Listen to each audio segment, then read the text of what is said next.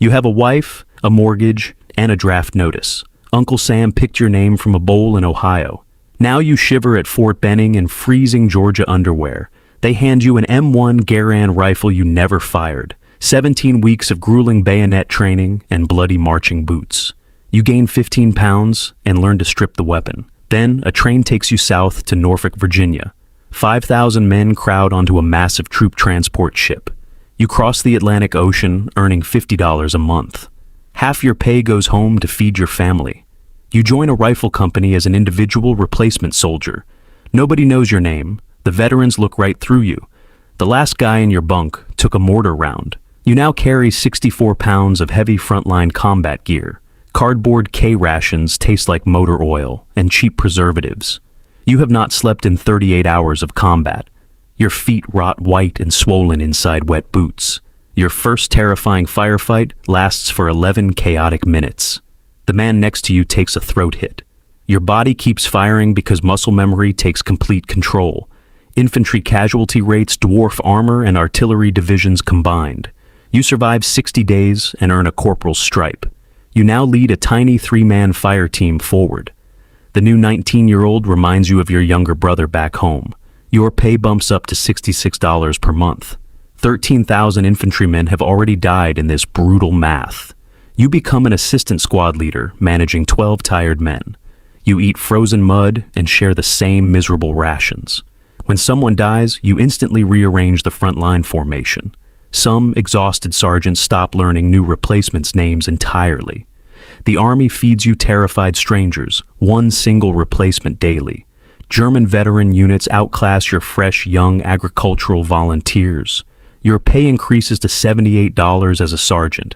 You run the squad now with 12 lives at stake. You decide who takes point and who covers the flank. Every tactical decision flips a coin between life and death. Your knees are ruined and your chronic cough never stops. 40 men have cycled through your squad since the Normandy landings. You only remember the ones who died in horrible ways. Combat exhaustion burns away all your remaining human fear. You turn into a mechanical thing that loads and shoots. You are the oldest experienced man in the battered platoon. 90 days of officer candidate school earns you a gold bar. They hand you 40 men and a platoon leader commission. Your pay jumps to $150 a month. Your platoon sergeant has fought since North Africa and knows everything. He calls you sir and quietly keeps you alive daily. Your job demands you walk directly ahead of your men. German snipers specifically hunt for the shiny gold officer bars. Platoon leaders in some divisions last only a few brutal days. You write heartbreaking condolence letters to the families of fallen soldiers. You use polite phrases like, served with distinction and bravery. You omit how 18-year-old privates were torn apart by machine guns. You take command of a rifle company as a captain. 187 enlisted men answer directly to your combat orders. Your monthly salary reaches $200 at the top tier. You coordinate 3 rifle platoons and a heavy weapons platoon. The Hurtgen Forest swallows your company whole in brutal fighting. You enter with 187 men and exit with 57. Replacements fill the gaps only to die in the next push. Your company suffers a staggering 650% casualty rate. Every single combat position empties and refills 6 times over. A hidden landmine explodes outside an unpronounceable French village.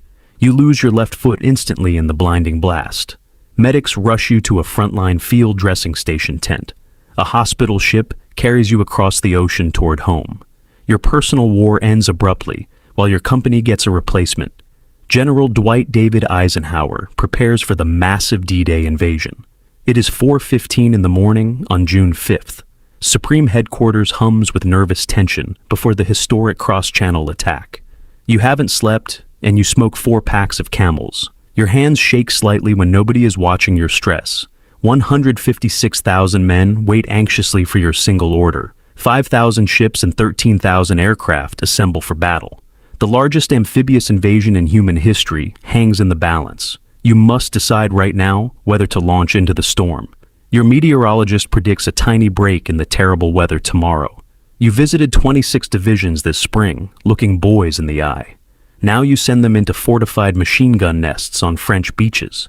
You already wrote the failure letter and tucked it away. Our landings have failed, and the troops did all they could. If any blame attaches to this attempt, it is mine alone. You give the historic order that changes the course of history. You earn $666 a month as Supreme Commander. 2,500 boys die on the bloody sand tomorrow. You will carry that haunting number for the rest of life. You will eventually become president, but never forget the fallen soldiers. The army finally ships you home after the long war ends. You arrive back home at 30 years old, weighing little. You hold a discharge paper, a medal, and a 1,000-yard stare. Your wife flinches when her hand touches your tense shoulder. The GI Bill pays for a modest suburban house and college.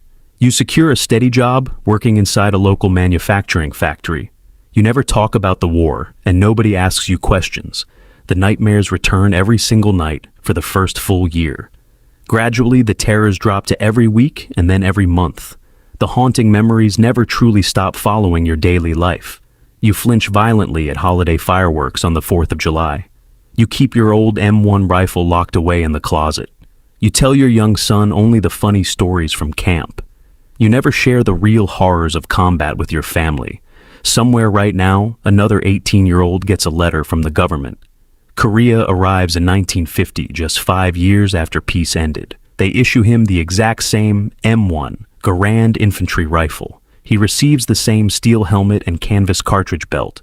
He eats the exact same terrible canned rations in the mud. The military ranks change, but the endless wars never truly stop. There is always another kid with a draft notice in hand.